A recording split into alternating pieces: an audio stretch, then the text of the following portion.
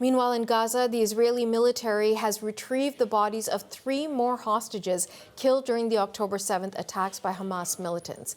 The military said the recovery was part of a special operation in northern Gaza, an area that has witnessed fierce fighting in recent days. Journalist Iris Mackler is in Jerusalem covering the story.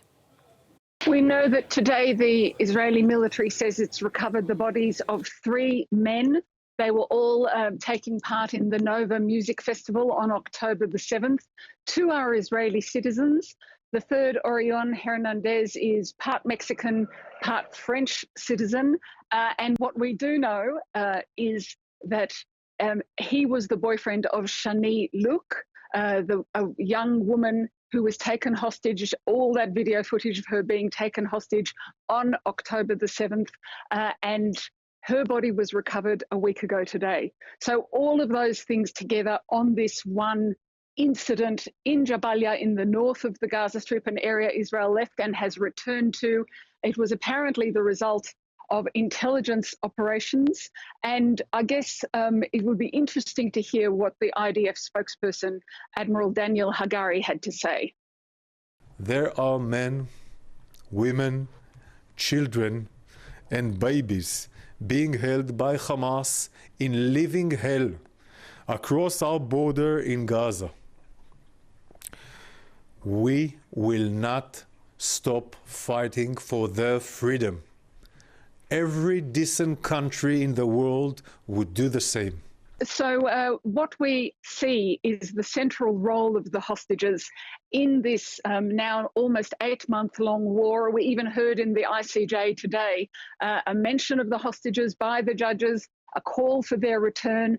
And I think what many Israeli analysts say, that until this issue is resolved, then the war won't be resolved. You know, the hostages, the plight of the hostages and the return of the hostages is vital.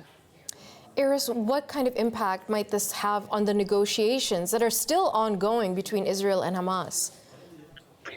You know, if you think about the role of the hostages, which we were just talking about, and the importance to the families, this is now the second, there's now been 6 bodies, these 3 today and 3 a week ago, that have been retrieved by the IDF.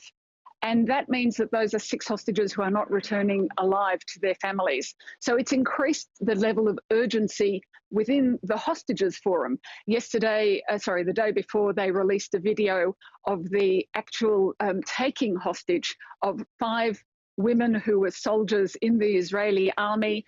And they did that because they wanted to return that image and that information to the heart of the Israeli public, partly because there is no ongoing hostage negotiation. That has to be said.